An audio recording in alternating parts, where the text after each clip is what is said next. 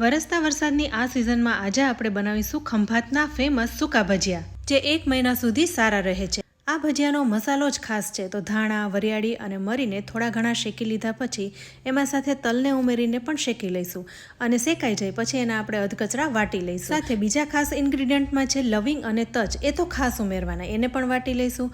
હવે ચણાના કરકરા લોટમાં આ બધા જ મસાલાને ઉમેરી દેવાના છે। સાથે આદુ મરચાંની પેસ્ટ, કસૂરી મેથી અને અજમો હાથમાં મસળીને ઉમેરીશું એટલે એની ફ્લેવર સરસ આવે।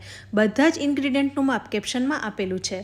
સાથે લાલ મરચું, હળદર, મીઠું, હિંગ અને સારી માત્રામાં તેલ ઉમેરવાનું છે, કારણ કે આ સૂકા ભજીયા છે એટલે આ ભજીયામાં પાણીનો ખૂબ જ ઓછો ઉપયોગ કરવાનો છે, જેથી લાંબા સમય સુધી સારા રહે।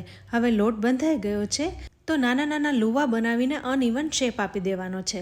હવે આ ભજીયા તળવાની પણ ખાસ ટ્રીક છે। ભજીયા એકદમ ઠંડુ તેલ હોય ને ત્યારે જ એમાં ઉમેરી દેવાના અને ધીરે ધીરે તળાશે એટલે એમાં રહેલું બધું મોઇસ્ચર બળી જશે અને ભજીયા એકદમ ક્રિસ્પી થઈ જશે, જેથી બગડવાની કોઈ શક્યતા જ નથી। તો રોજ ભજીયા ખાવાનું મન થાય ને તો ઘરે આ ખંભાતના ફેમસ ભજીયા જરૂરથી બનાવજો।